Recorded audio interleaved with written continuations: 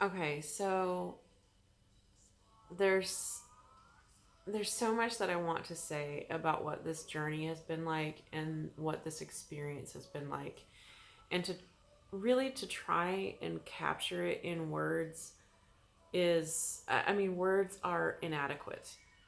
There are literally no words, regardless of what order you would place them in, that could encapsulate what this has meant to me and what this has changed in me and how I will carry it forward. So, but I'm going to try. So we'll see how I do. Um, I it's amazing to me that um, I have experienced that I experienced so much in this training. I experienced so many varying emotions, that I had so many incredibly intense emotions come from wherever they came from deep, deep, deep in my belly, all the way to the surface. And it just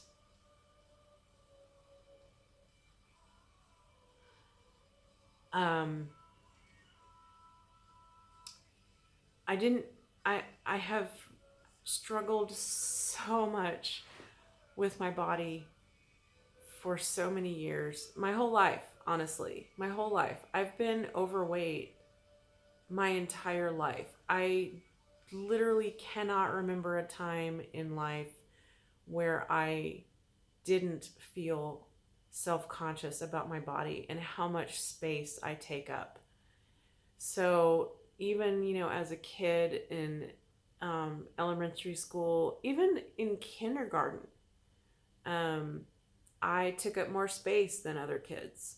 And, I was brutally bullied and ridiculed in elementary school. And it's like, um, that I just, oof, man, it was really brutal.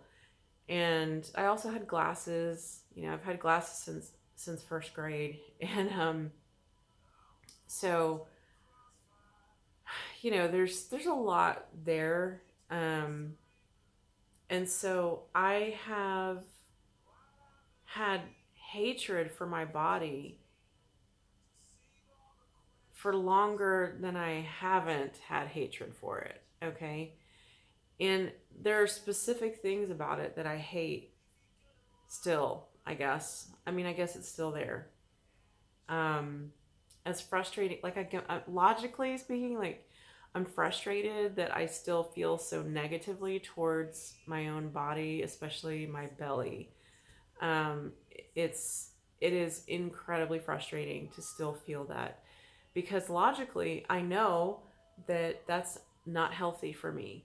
Logically, I know that I deserve to feel better about my body than I actually do.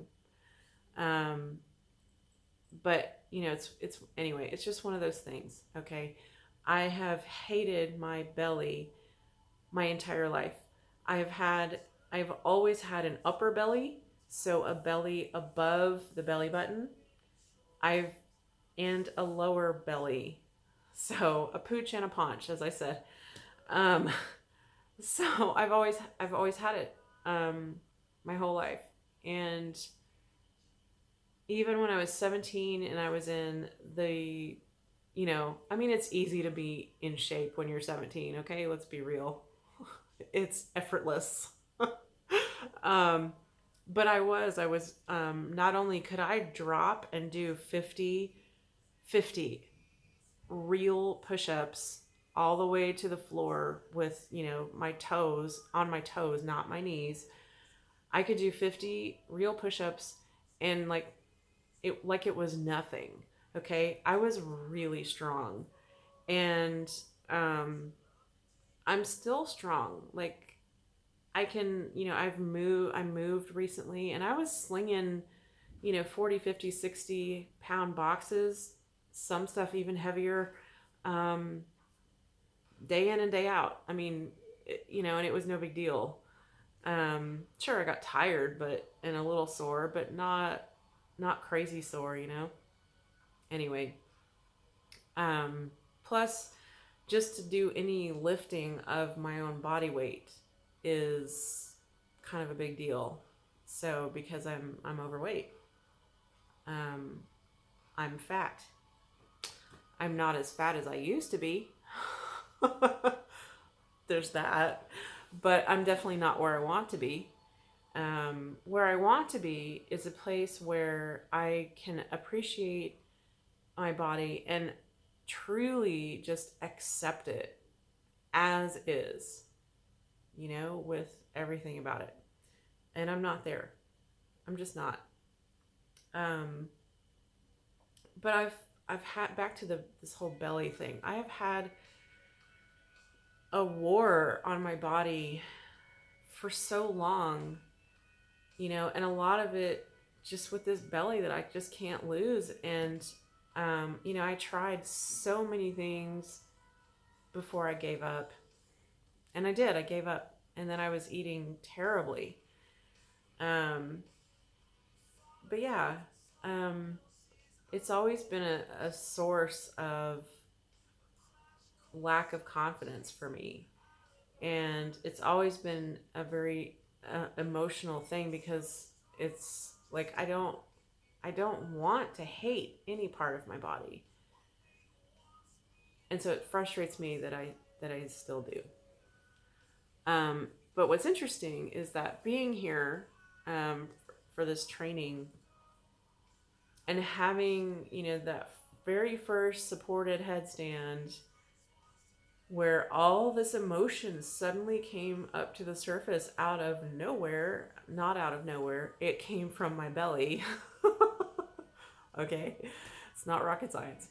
Um, it's like something was like so tight and so tightly clenched, and it just got like unlocked and opened and released.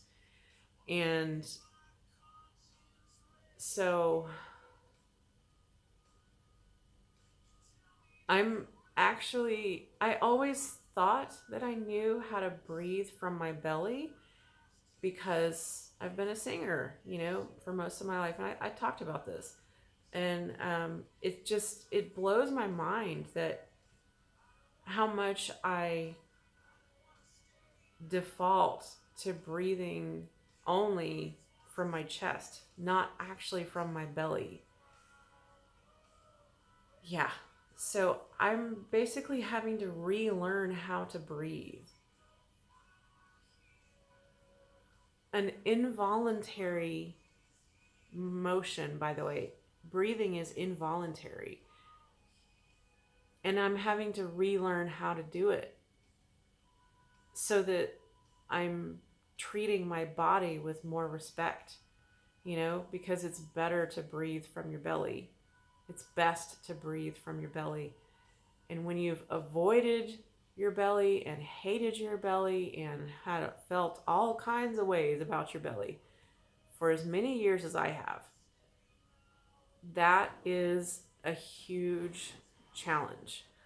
So I like a lot of the breathing techniques that we learned, I actually can't do them if it involves breathing in the belly.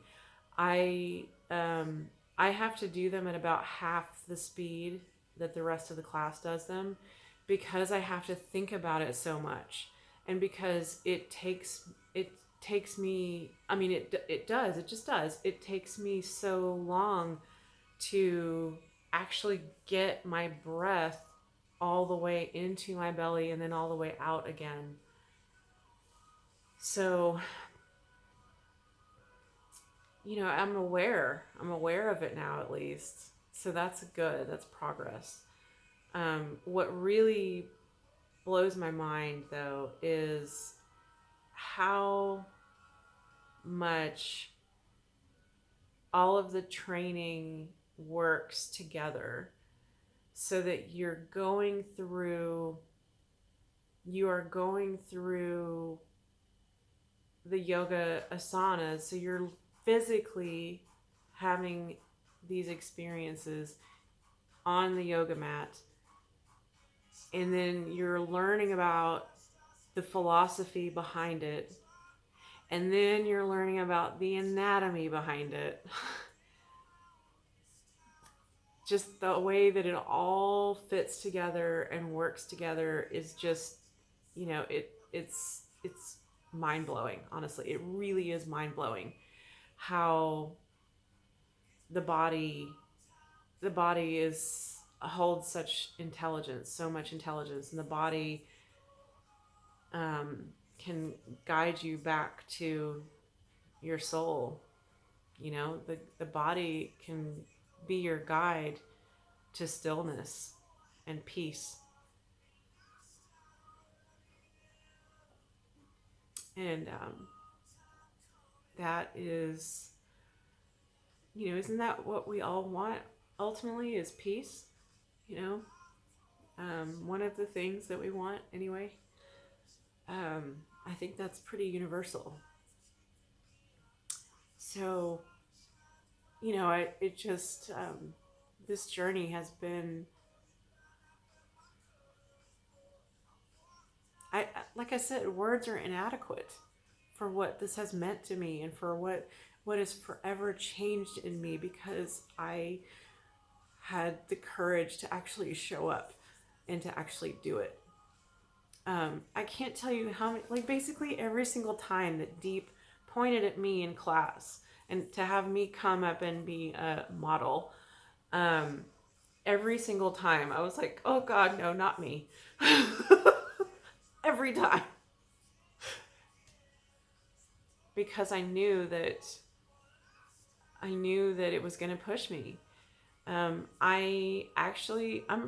relatively introverted, and I don't really like being the center of attention, especially in contexts like that. um, but I did it anyway. I did it anyway. And I'm so glad that I did. I really, really am. Um, yeah, this,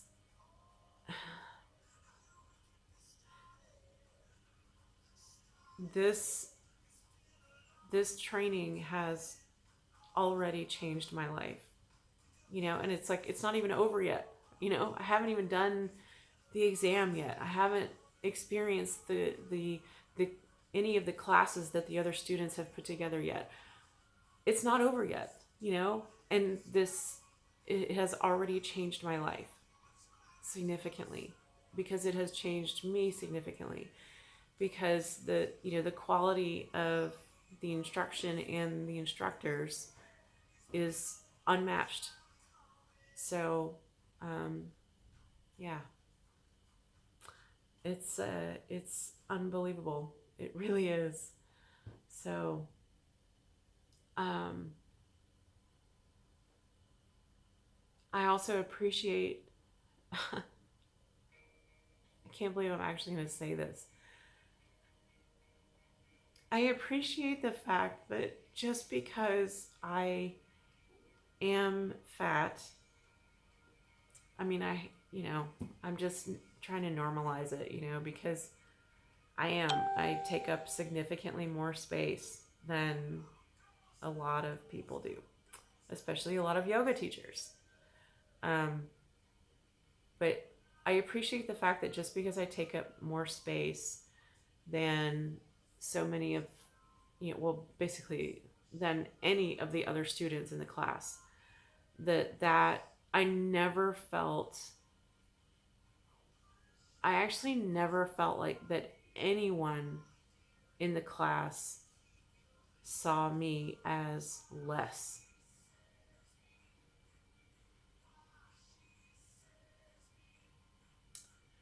And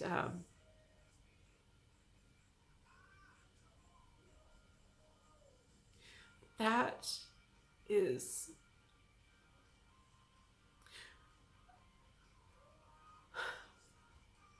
and especially the teachers. None of the teachers, and I was worried about that. I was worried that, especially Deep, just because he's been studying yoga for so much of his life, and he's been teaching it for over 10 years, just because he is who he is. I was nervous about, you know, how is he going to treat a fat person in his class? I was worried about that. It was a genuine concern that I had. And I was worried about the other students in the class. What are they going to think when they see me? And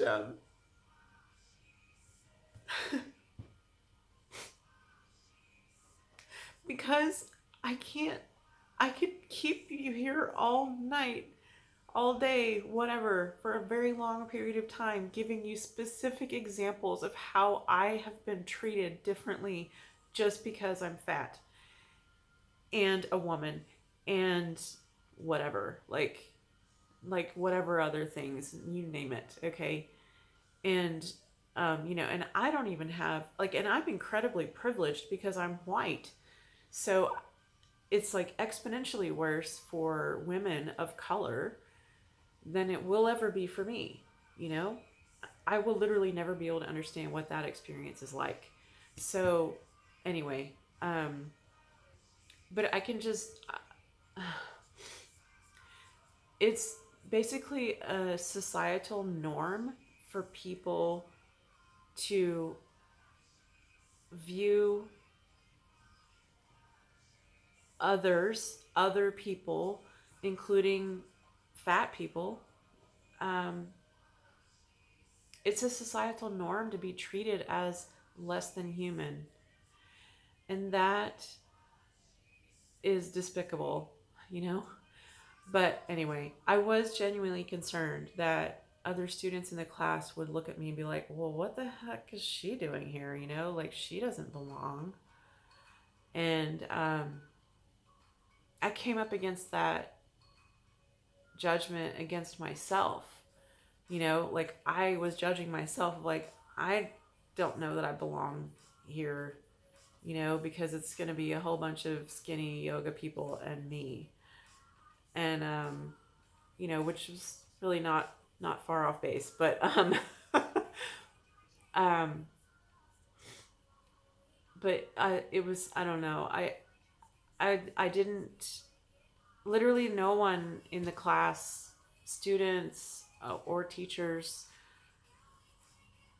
ever treated me in any way except with respect and curiosity and interest and love and care. And being in such a nourishing and encouraging learning environment, I mean, I can't describe what that means to me, and how much deeper my learning has been because of it, and also how I was in turn able to I was able to have a deeper experience, basically. Because I felt safe and I felt supported, and that, I mean, you can't, there's no substitute for that, so I appreciated when Deep would specifically have me come up to be a model, essentially. I think a lot of it, I think he was wondering, like, can she do the pose? And then if I couldn't, how he could help me access the pose in a way that worked for me. And that is exactly his attitude with everyone, not just me, but with everyone. Is like, let's see how she does in the pose. Let's see how she, if she's able to access it. And if she's not able to access it, then we'll work with that. We'll figure it out. And that's what I love so much about a therapeutic approach for yoga, is that no pose, you know, theoretically, if your musco musculoskeletal whatever skeletal system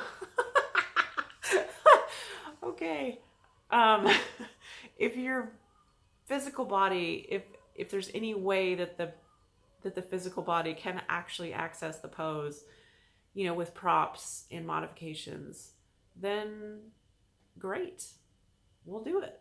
You know, that was always the attitude, and just open and willing and curious and creative. And so anyway, and then like the triumph and the celebration when it worked, when like I could get into a pose that either I had never tried before or I was terrified of doing, like being inverted, or, you know, anything where it was like, oh my God, she did it. um, and everybody celebrated that moment with everybody else, everybody who had a moment like that in the class, because there were so many moments like that in class where, you know, the either the person didn't think that they could do the pose, like, well, my hamstrings are too tight, so I can't do that. So he would find a way to make the pose accessible for that person. And I mean, what's funny about that is that that's actually the essence of the practice of yoga. That is the essence of it, is that it is for everyone. And the fact that is so lost in translation, and that concept is so lost in, especially in America, in the yoga world, is that is just incredibly frustrating, and it's like I feel completely determined to help, to help spread this idea that yoga is accessible. And I know there's actually a huge movement going on right now for hashtag accessible yoga. So there's a huge movement, and that is amazing. We need so much more of that. We need more people of color who are yoga teachers. We need more representation of wider types of audiences, wider types of teachers, so that we can have wider types of audiences, because I genuinely believe that yoga is for everyone. And kind of like, I feel like every human on this planet should read the Four Agreements. That should just be part of basic, like, oh, you're a human, here you go, here's your copy of the Four Agreements, read it and follow it. Like, it should just be a manual for how to be a decent human being. But yeah, anyway, I have just like such a total, my heart is just like brimming over, basically, because I experienced firsthand the essence of yoga, the essence of what it means to study and practice yoga. And I experienced it in so many ways and in so many different formats, from literally living it in the classroom, living it out in the classroom, in the yoga studio, in the shala, to experiencing the nuance of the philosophy in, philosophy class, and then the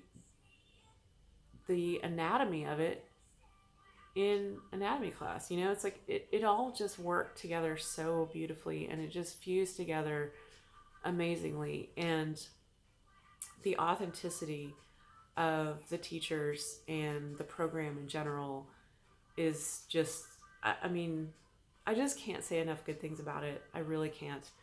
Um, so yeah, I think, my hope for myself is that I can continue, and I'm setting this as an intention, and I'm manifesting it basically, that I can heal my body, and therefore I can heal my soul too, and I can heal the trauma and the deep wounds that I have had, and and then that will, it's just going to come full circle, because then I'll be able to accept my body as it is. And also, since my body is already changing just by all of the yoga that I've been doing over the last 3 weeks. And I know that it's going to continue to change. And that, because I am changed and I have an active, regular yoga practice now. I do. And